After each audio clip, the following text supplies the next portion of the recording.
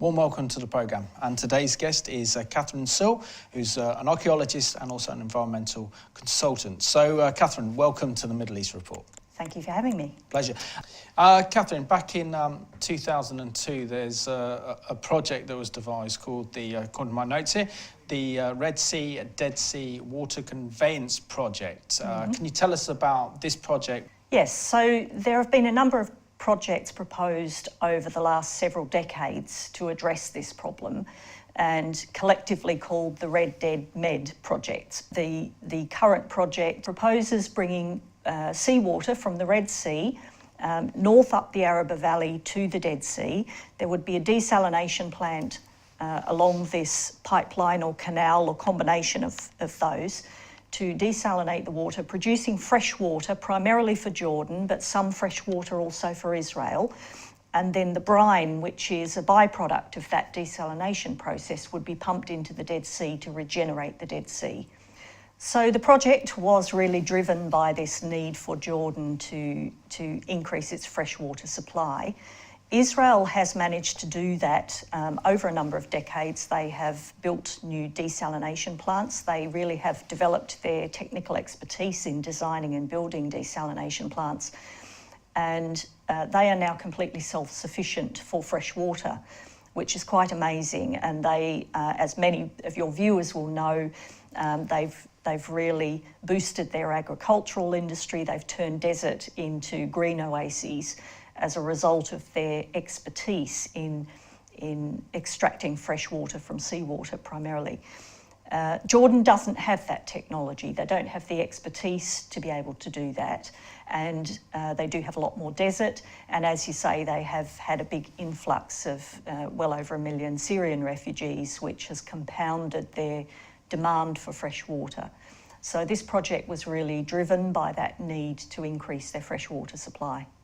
And in terms of the peace process or relations between Israel and Jordan, it was essentially water became a key component of the 1995 peace treaty between Israel and Jordan.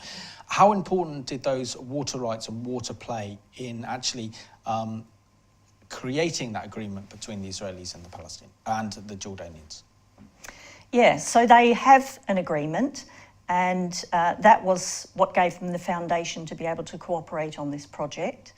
However, there is some room to go in terms of bringing the Palestinians into that arrangement. Transboundary water management is fraught in any regional context, but particularly so in the Israeli, Jordanian, Palestinian, or West Bank in particular context. There is no legislation or transboundary water management framework by which the three parties can agree between themselves to manage water resources which cross international boundaries. So water resource management is one of the issues that was not able to be resolved between Israel and the Palestinians as part of the Oslo Accords, although there is this agreement between Israel and Jordan.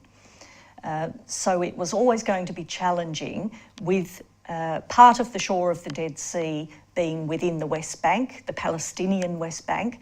So Israel and Jordan initiated this project and then subsequently brought the Palestinians on board as an equal partner in the Red Sea, Dead Sea Water Conveyance project.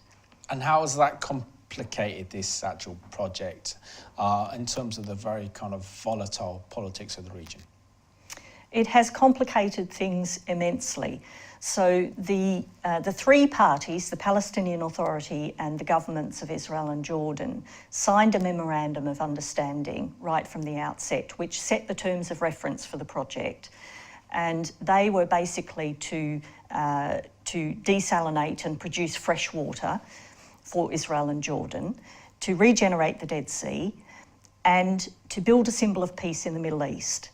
The subject of my research has been to look at how the World Bank, who led the feasibility study for this project, addressed the third objective of this project, which was to build a symbol of peace in the Middle East, and in particular to look at how the Palestinians played into this project and subsequently, ultimately withdrew their support from the project, which sadly I think was somewhat inevitable.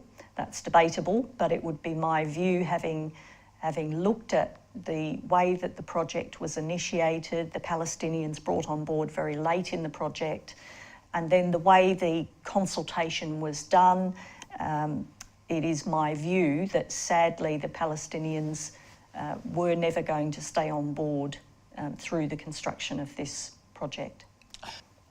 So we're at an impasse, and that is an impasse that can only be resolved at the political level. And in terms of the relationship between Israel and Jordan, which is deteriorated in recent years, how is that affecting this grand project? Well, that has had a significant impact. The Jordanian government, who had in fact started a competitive procurement process to select engineers to start building this Red Sea, Dead Sea water conveyance project, the Jordanian government have now suspended that procurement process because they can't reach agreement with the Israelis on taking the project forward. Israel are starting to impose some conditions on the development of the project to improve and define the relationship between Israel and Jordan going forward. So at the moment, again, we're at a bit of an impasse. The project has been suspended. There is some talk in the media about whether Israel may in fact formally withdraw from the project, and some suggestion that Jordan are now saying to the media, we will go ahead with the water conveyance project regardless, but of course they don't have the technical expertise to be building desalination plants. So there is some suggestion that they may partner with Saudi Arabia rather than Israel to take this project forward. But the net effect of that is that the project has been scaled back, and there is a lot of scepticism as to whether this project remains viable.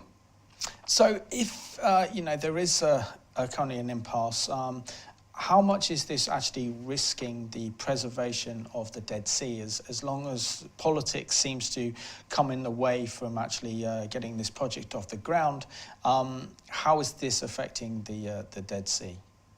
It's having a very detrimental and probably irreversible effect on the Dead Sea. So it is politics, and it is water shortage and mismanagement of water resource that has led to the degradation of the Dead Sea to an extent that's probably not reversible now that we have significant sinkholes. More than 6,000 sinkholes have opened up around the shores of the Dead Sea in recent years.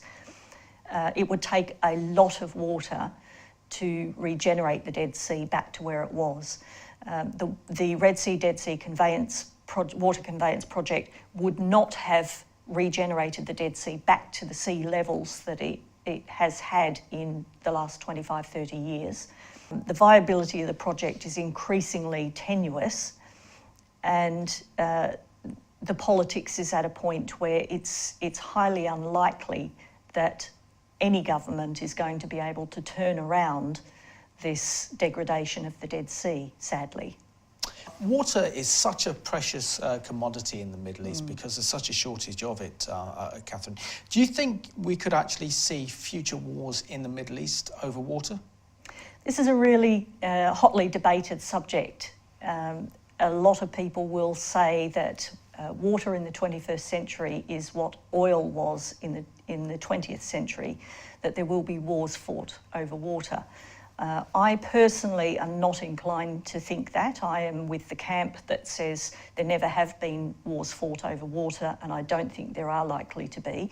I think that there is a substantial and significant enough underlying conflict in the Middle East between the Israelis and the Palestinians that water may well become a trigger for war, but is not likely to be the underlying cause.